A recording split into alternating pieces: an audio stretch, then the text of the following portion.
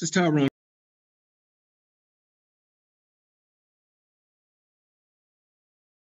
You can check out this broadcast a number of ways. You can hit us up on KUAW.org.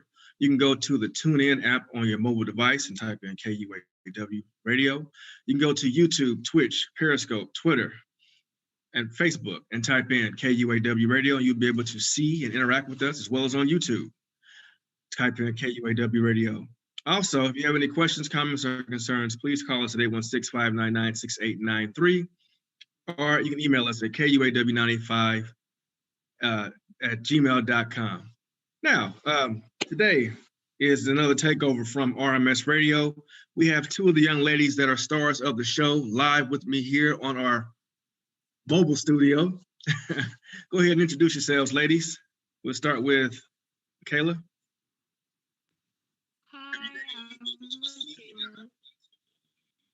Okay, and who else we have here? I'm Haley. All right, now these two young ladies have been with Broadcast Club for going on 2 years now, and today's broadcast is a slight little turn from the rest, because I was reading several articles, and the topic of the show came to my mind in regards to online education versus virtual education, and it had all these experts, and I said, well, these experts sound nice, but what better experts than two students who are back in school right now? Right, ladies? Okay, so Michaela and Haley are back in school. So I want to go through, and there are a few things I definitely want to ask the two of you in regards to that. But first off, let me throw this question out. What led you to the decision of coming back to school?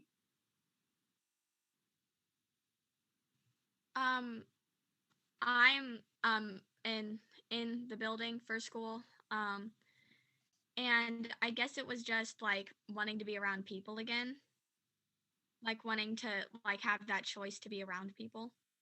Okay. Mr. Gillis, I'm virtual. Okay, yeah, I know, right, I know. Okay, yeah, okay. I knew one of y'all. Okay, so you're virtual. So what made you decide to stay virtual? Well, at the beginning of the year, I know my mom had to pick if whenever we were to go back to school, either you can go to school, which you went to school March 1st, or you could have stayed home the entire year. Well, my mom saw that the cases were going up, so she went ahead and said, I'll just stay home for the entire year. Okay, so we have an interesting debate, or a debate of difference of opinions in regards to online versus virtual.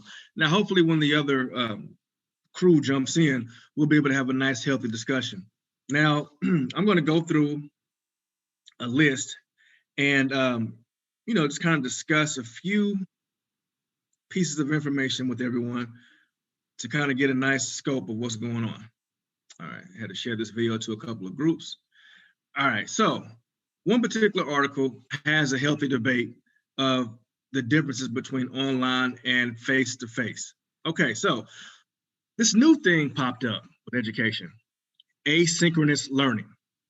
And if anyone doesn't know what that is, asynchronous learning is where students pretty much participate in courses online on their own. Sound about right? Now, question. How do you like asynchronous learning?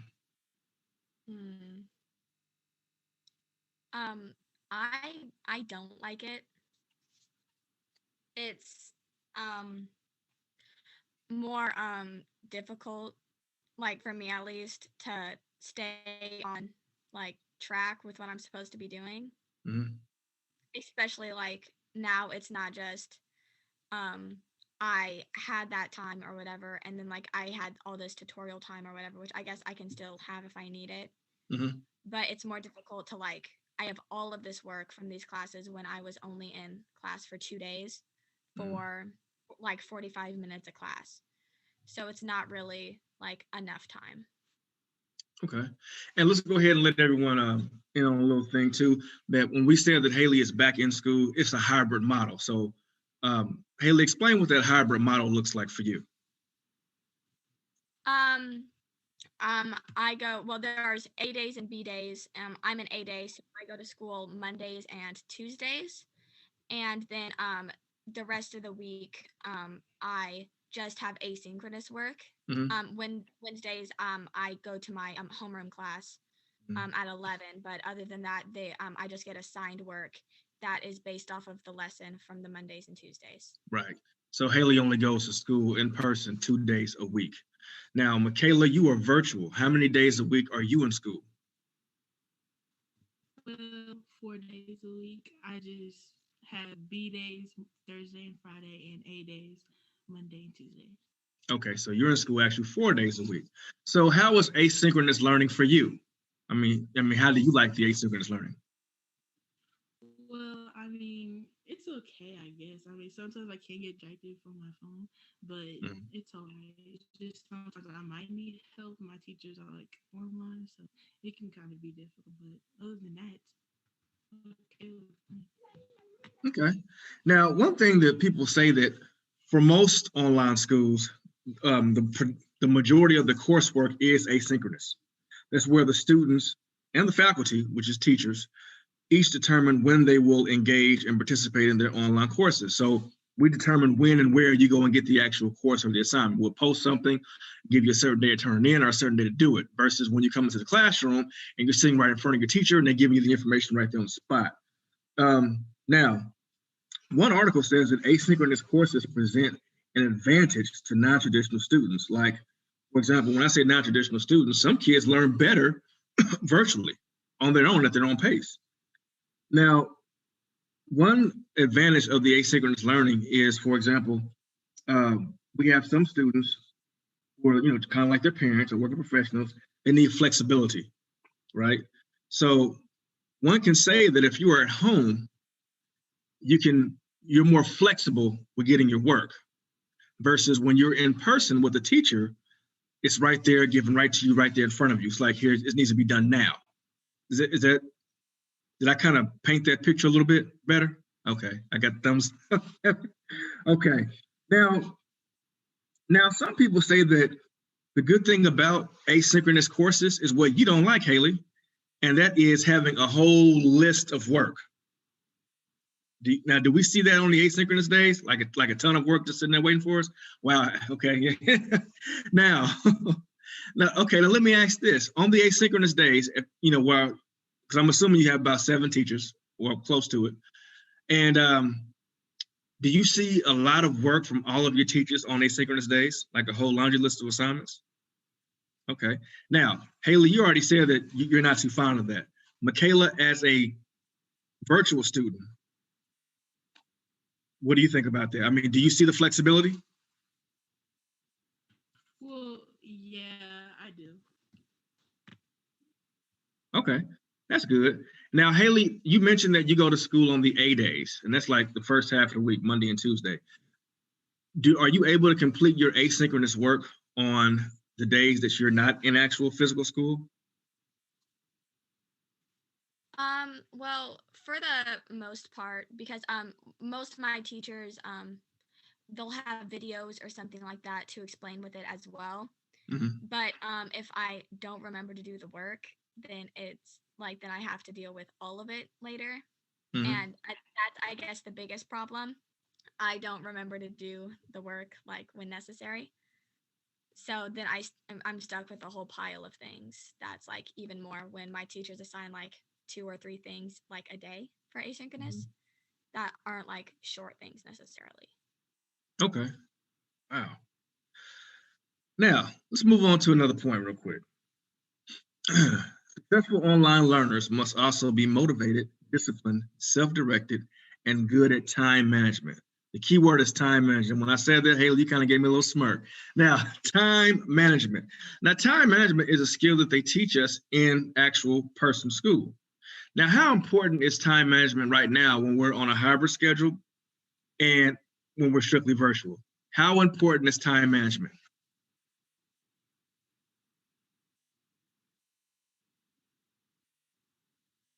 Um, very, very important because you need a timeout, I guess, when you're gonna do things or give yourself a schedule and stick to it so that you get the stuff done, which is, at least to me, it's pretty difficult to like stick to what you say you're gonna do. Mm-hmm.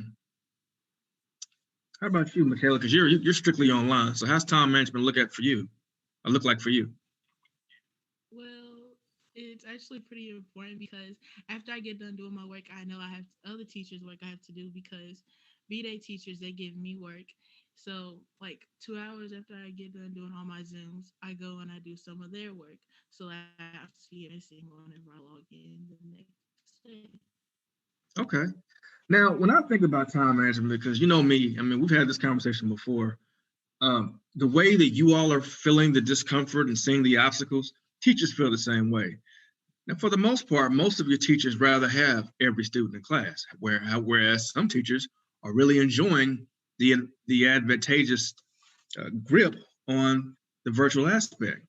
Now, personally, successful students in face-to-face courses, you must actively listen to what's going on, as well as take notes, study, and complete coursework, right? Now, same thing for students on virtual, but the only difference is you can turn that camera off, you can mute that microphone, and do other things instead of paying attention. Case in point, you're right. Go ahead.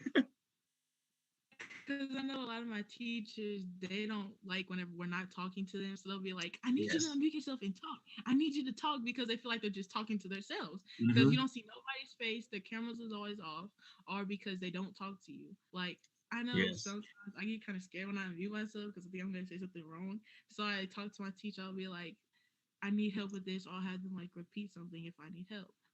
Mhm. But yeah. Yeah, right. And then like, with Haley being in class, she can't like disappear and mute herself in class. No, no. So we're saying that I would say that the time management piece it is important on both ends because you have more distractions when you're virtual. I mean, you can easily just turn the camera off and go in the kitchen and make you a sandwich or something. Or what one student was doing, he got busted playing video games while he was, I mean, literally, the kid was sitting in his chair and the camera dropped down and he was playing his PlayStation. I said, man, for real, you seriously playing your PlayStation during class? And he looked at him like, oh, you see that? Yeah, you forgot to turn your camera off. So time management is key because, when you're in the classroom, you can kind of pace yourself, raise your hand, ask for immediate help and questions. Well, if you're virtual, time management may be a little bit different.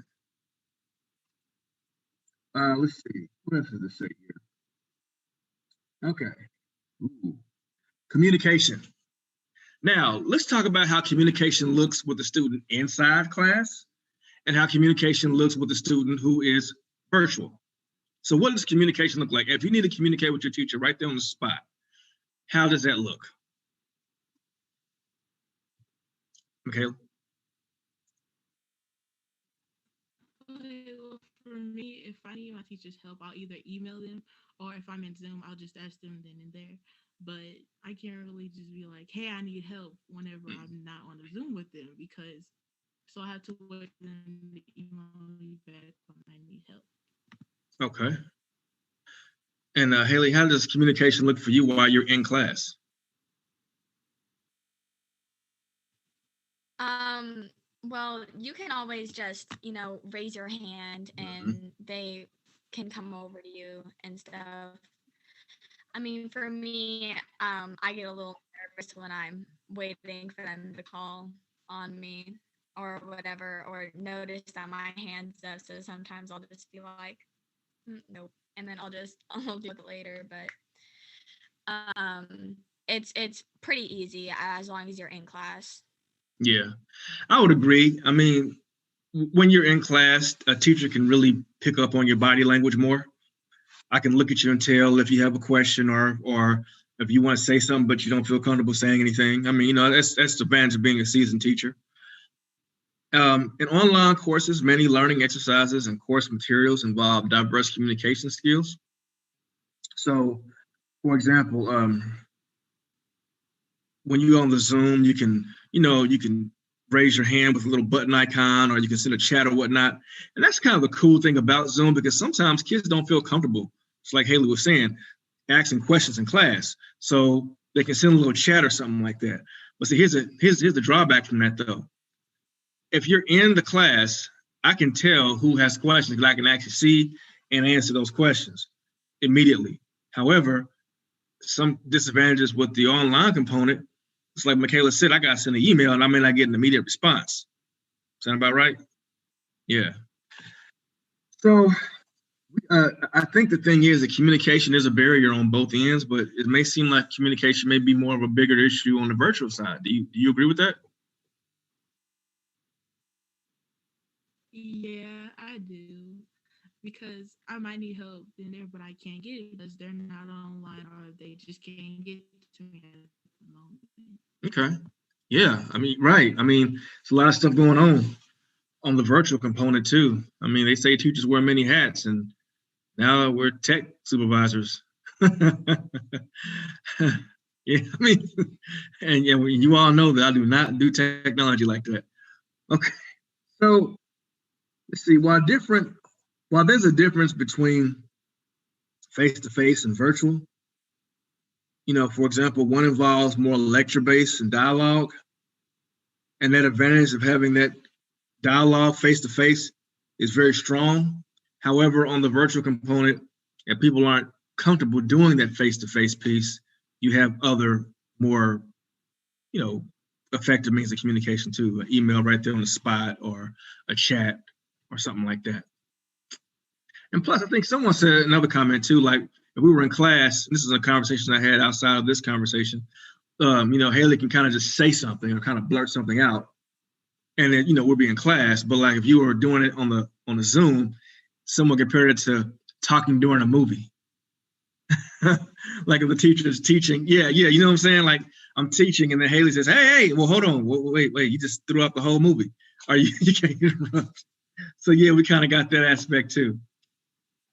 All right, this is healthy. Okay, this is good. I think people who are actually looking at this, some of your classmates can probably kind of get a lens of what both sides look like. Because personally, I feel that although I have a bias on what side is I prefer, there are advantages and disadvantages to both sides. Okay, let's see. Ooh, this is a good one. Students depend even more on facilitation during this time.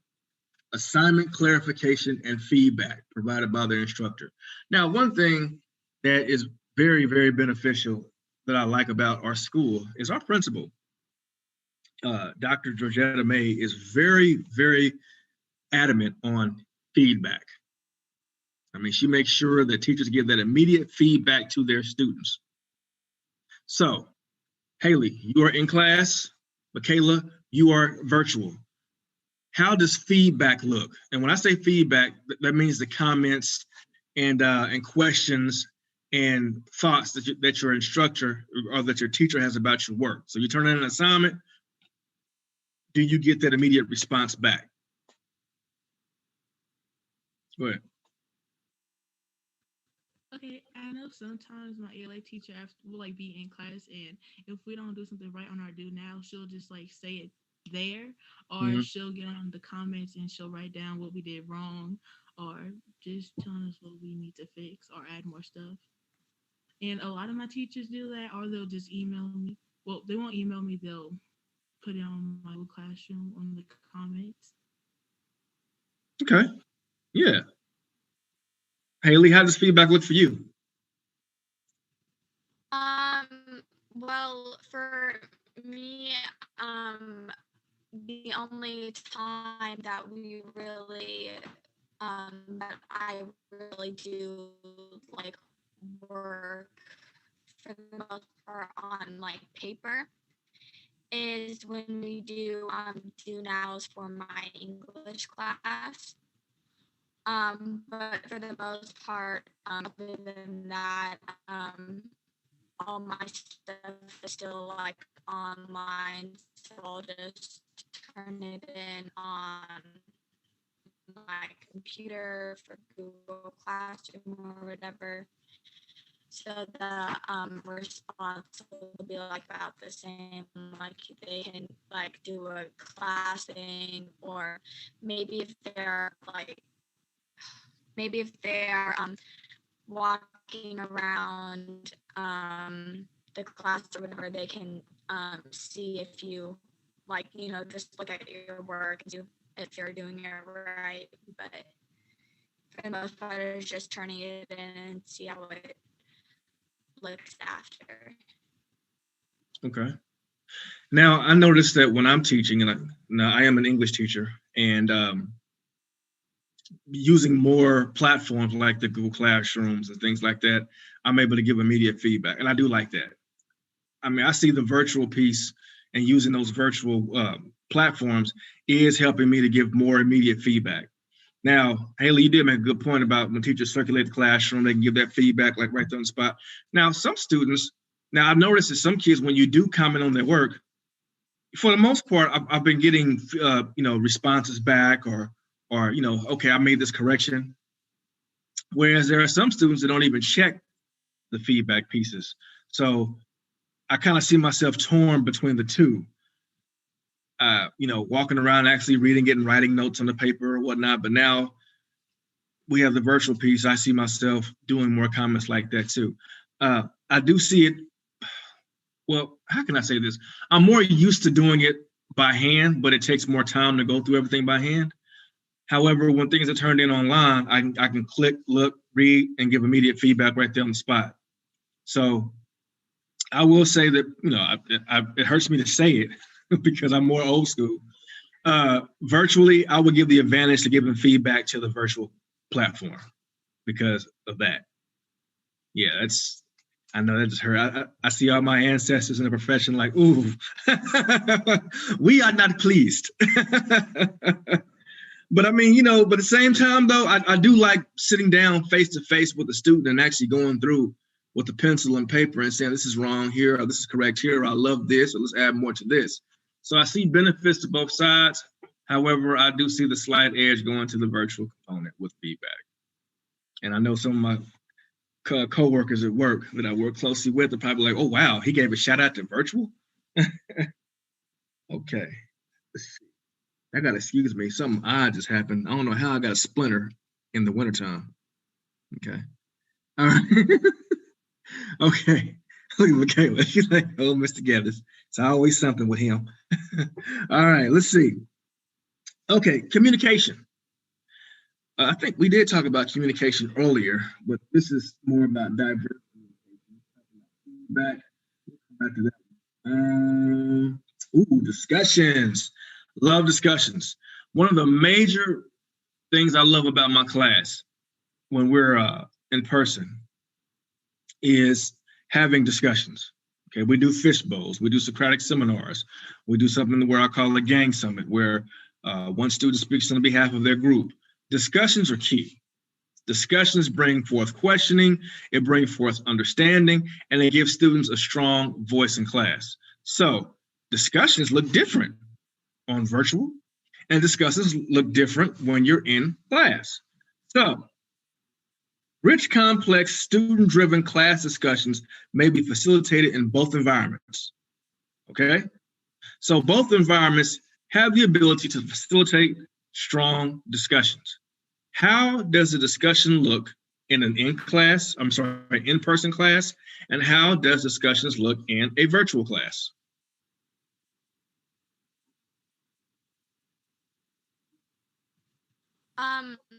Well, I know last year my English teacher, I have the same English teacher this year.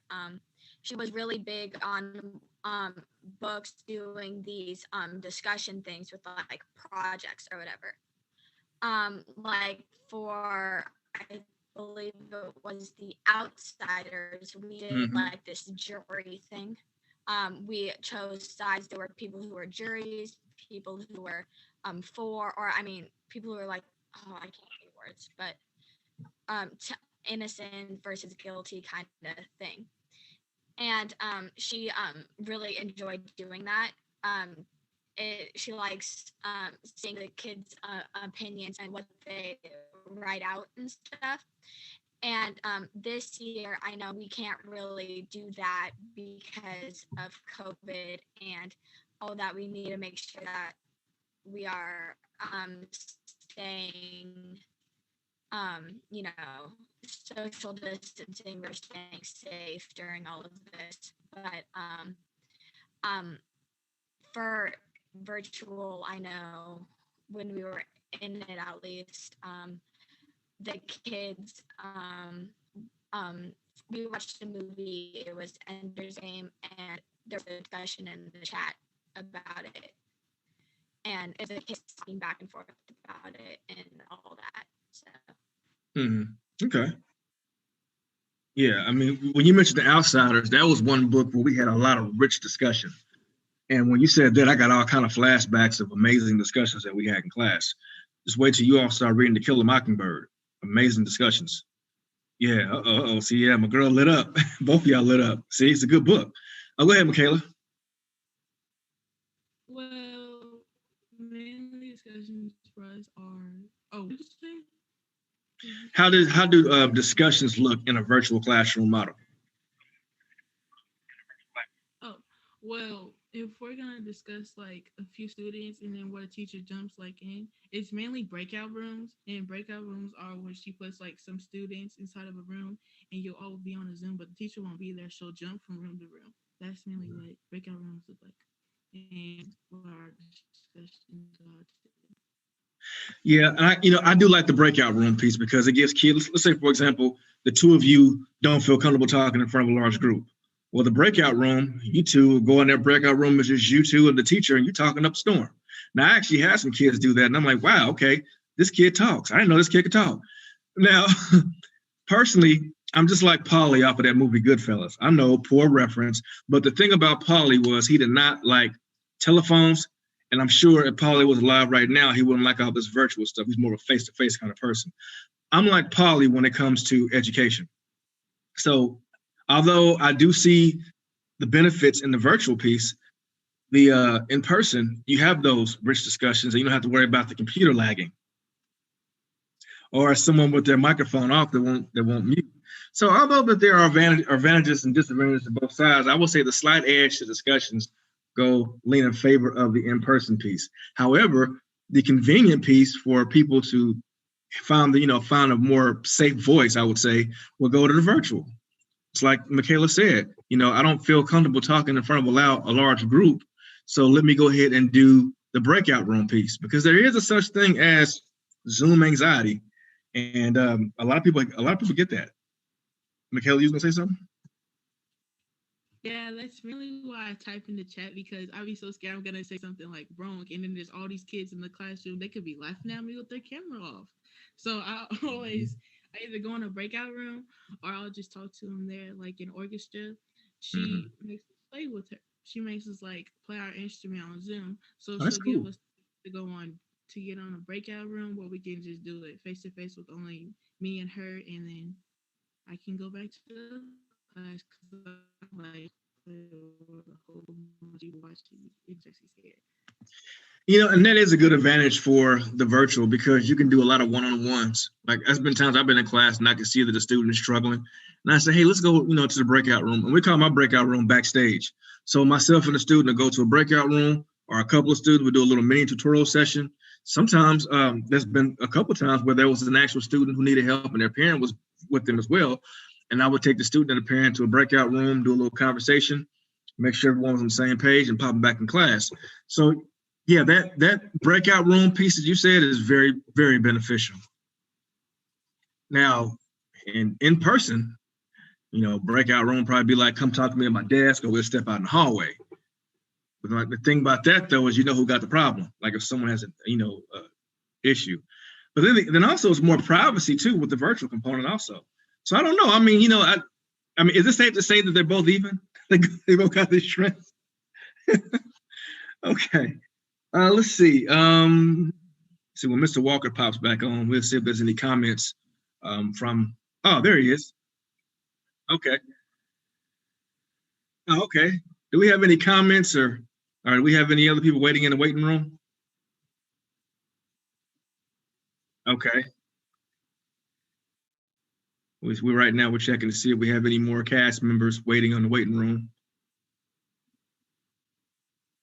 Okay, so if we don't have anyone in the waiting room, and we're going to check and see if we have any comments too from any of our listeners or viewers to see. And keep in mind that this is a broadcast that you can give your feedback on as well. You know, throw out a question, throw out a comment or concern, or give these young ladies a congratulatory shout out for what they're doing, because not only are they students, they're also athletes, and they're also radio show hosts.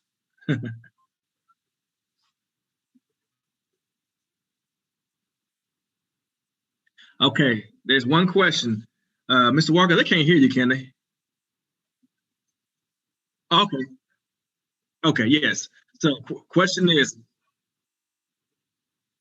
okay, all right. So one question that we have from Mr. Walker from the stream is, are you guys in high school? And no, they're not. They are highly advanced middle school students, some of the best in the building. Okay. I mean, yeah, you like that? Okay. Haley's like, I already know that. You know. Okay. So let me ask this question. We talked about coursework earlier, right? And you both gave your opinions about coursework. Now, do you see that now that we have the online component, because Haley, you have online components 3 days out of the week, Michaela, 4 days out of the week. Do you see your assignments somewhat being personalized to you?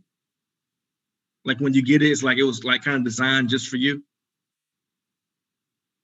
I'm reading this off the notes. And what I mean by personalized, that means like, let's say, for example, let's say, Haley, you read on a 10th grade reading level. You see your assignments are more geared towards your learning ability.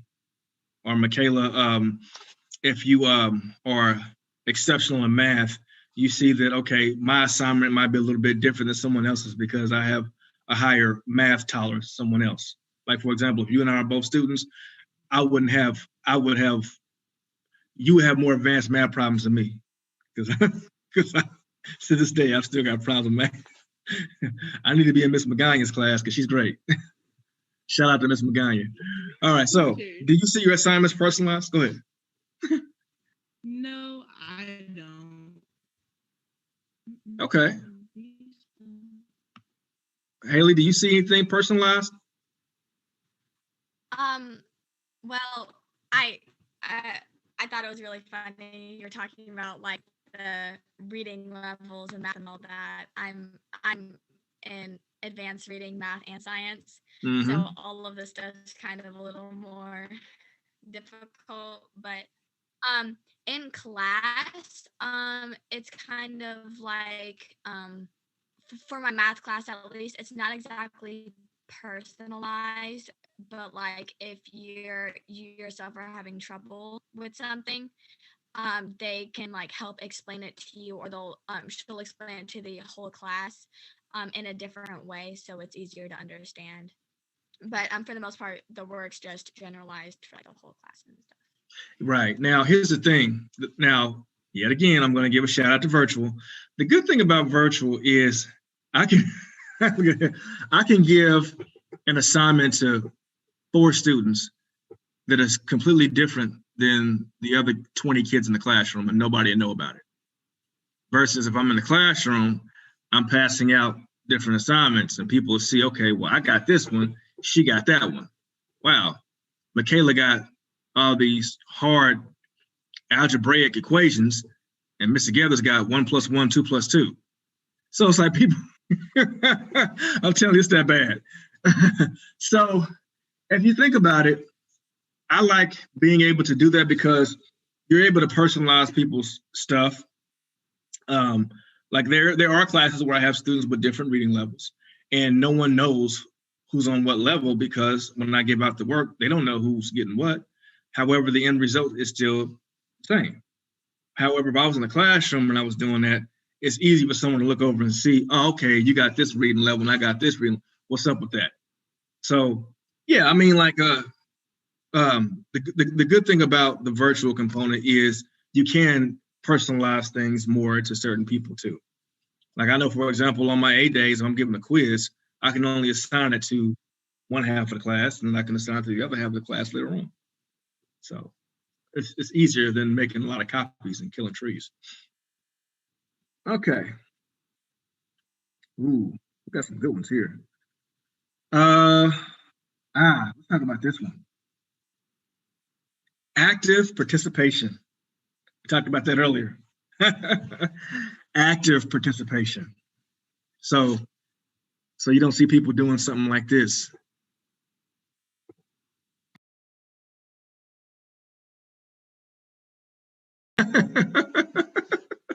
You know, I did that at a staff meeting one time. I just couldn't get on the camera. I was, doing something. I couldn't get on the camera like I wanted to. So yeah, but I know it is, in my opinion. How can I say this? Because I think it's like borderline disrespectful if you're sitting in class the whole class period with that camera and that microphone off. I don't think that's a cool thing. Now, success in the online environment requires active and frequent participation, okay? And that is from the instructors as well as the students. Now, instructors design lessons for individuals to participate actively. Now, if you're in class, students got to show up in class on time and raise their hand and track the speaker and use slant. Virtual looks a little bit different. So how does active and frequent participation look in the in-class setting versus the virtual setting?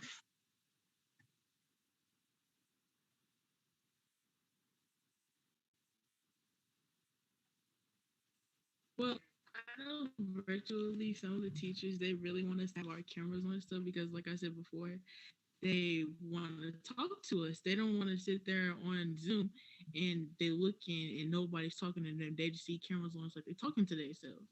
But one of my teachers, she really is not like whenever we don't have our cameras on, it's like it bugs her knowing that we're all sitting there but no one's talking to her. Okay.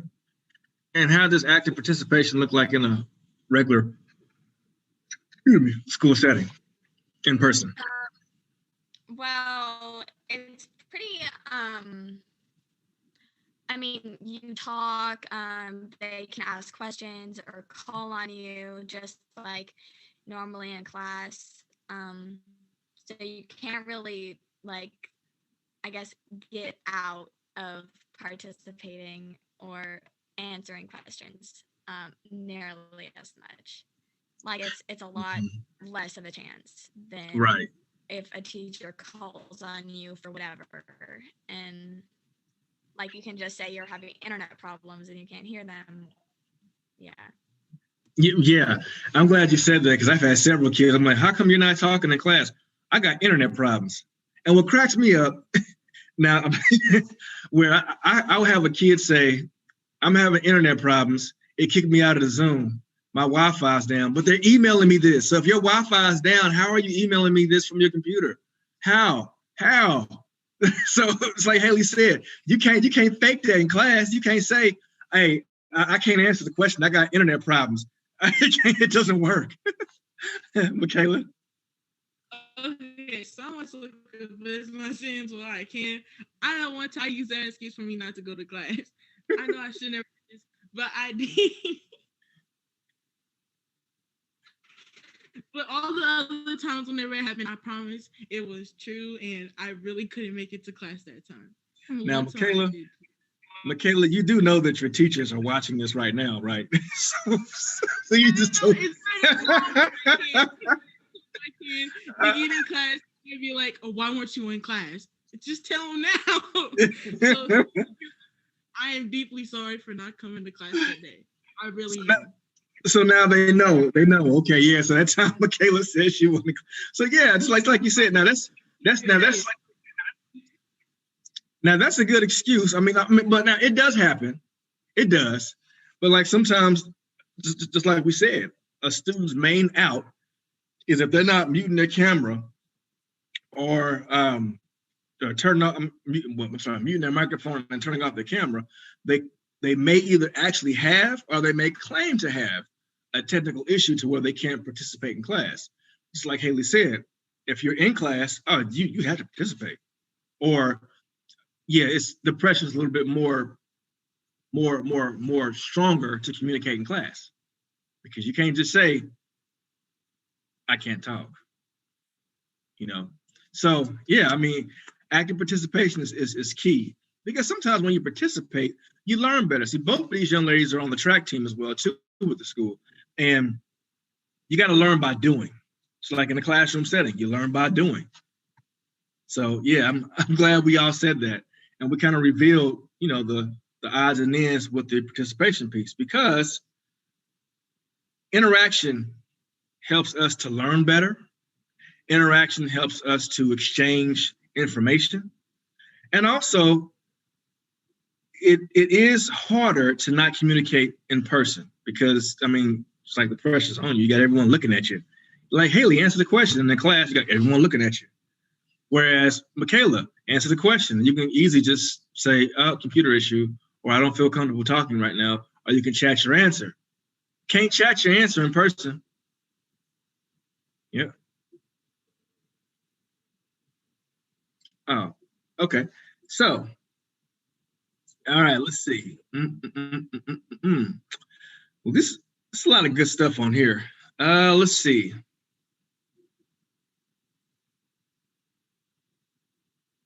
Okay, how does learning engagement look? Okay, learning engagement means, are you able to pay attention more in class, or are you able to pay attention more virtually?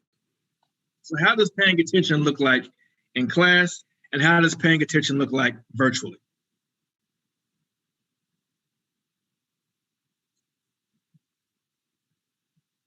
Okay, Michaela, she's gonna let you go. Oh, go ahead, somebody.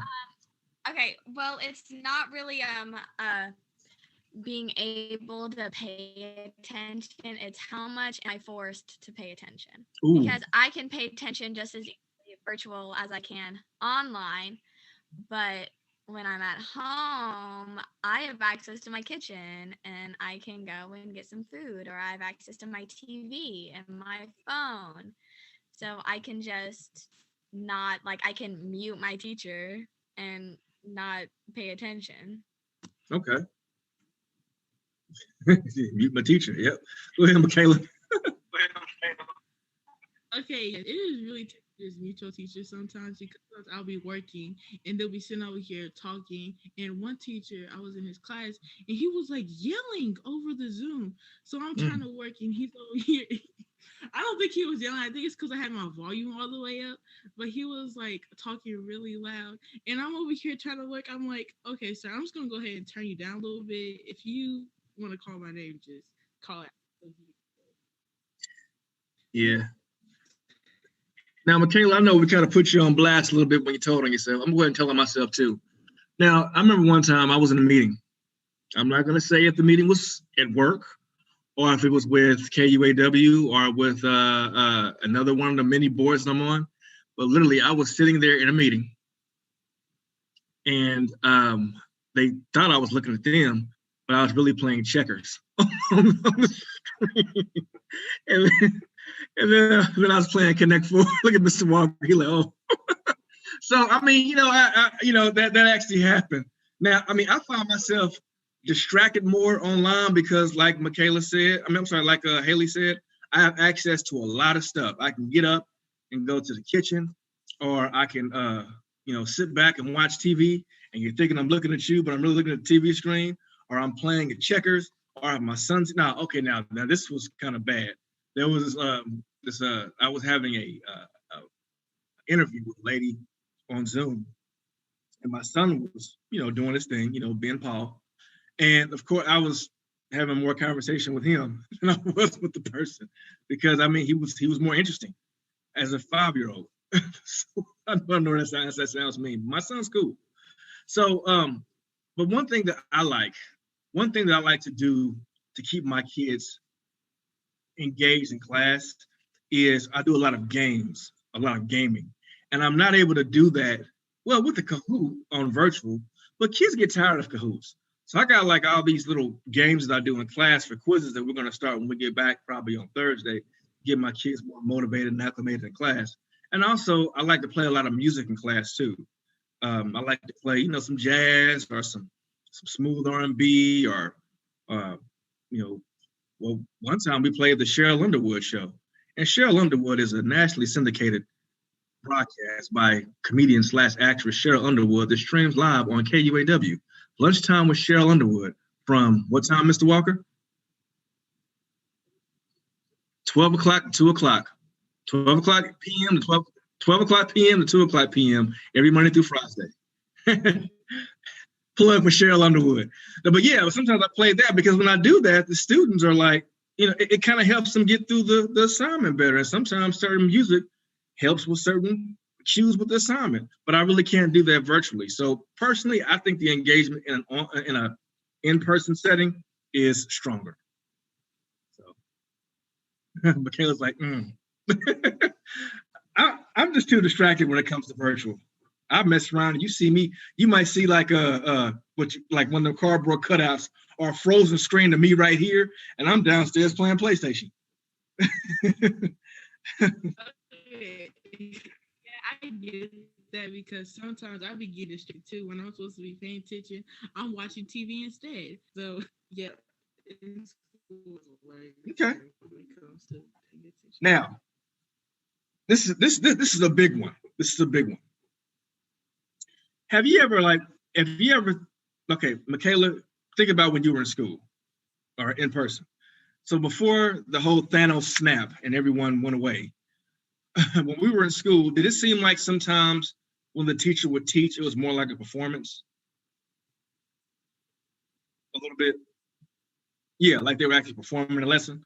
Okay, so if you were online, a teacher really can't perform the lesson for you. And no, when I say performing the lesson, I don't mean something that's ineffective. No. Because sometimes you got to perform certain aspects for students to be engaged. So sometimes a class session, when it's face-to-face, the courses are a lot like a stage performance. Okay, sometimes the lesson is scripted off the lesson plan.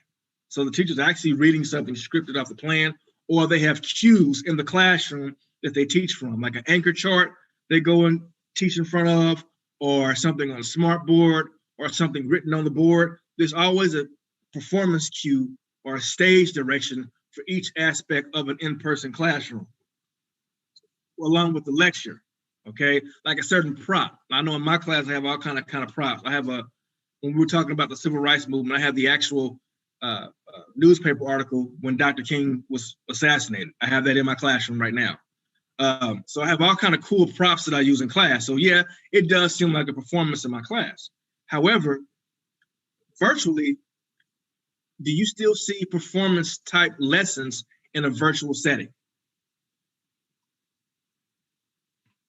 No, not really, because mainly when they're teaching off of a Nearpod, so the same thing they're saying is the same thing I'm saying. Mm-hmm. Whenever you're at school, I mean, you see like the map and they'll be like talking history to help point at stuff, so like we get it. But virtually, you really don't see that as much. Okay. The same thing they are. I mean, it's the same thing. Okay. Michaela?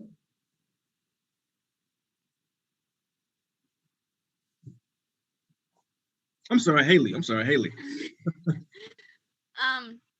Yeah, for me, it's kind of like, I mean, they're getting more back into their like performing and stuff in class and stuff, but when I was virtual, for the most part, it was like Nearpods, or it was just them talking, and then like, and they would stop and be like, come on guys, talk. I want to if I can't see your guys' faces, I want to hear your voices. And it wasn't nearly as, I guess, interactive or like fun to like be in class or watch, okay. I guess. The interactive aspect. I got you. Now, we're coming at the end of our time, and I do want to thank Michaela and Haley and the rest of the RMS Radio crew, those who aren't present, those who are, because those who weren't able to make it, they were a strong production piece of this broadcast, to give you all an insight of what it's like to be in person and virtual, because now our school district is hybrid. We have a little bit of both going on. This is the new normal. And whether you're a fan of in-person class or whether you're a fan of virtual class, when it all comes down to it, you got to think of the most important piece. How does a child learn? See, you got to utilize those multiple intelligences.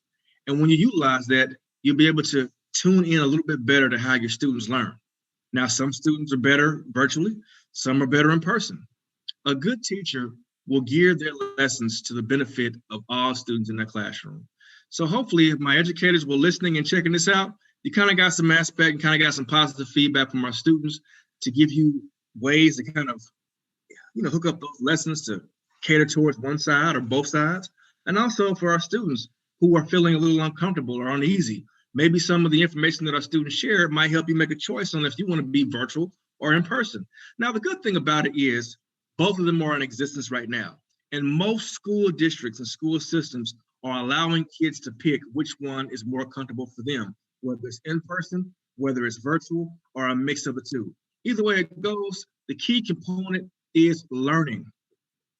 So, my name is Tyrone Gathers Jr., and I'm with my very educated and scholarly co-host, Michaela and Haley with RMS Radio. Keep in mind, in this show, education overflows. And like ink, it stains permanent. So let's keep it going. I will see you next week. RMS Radio will see you in 2.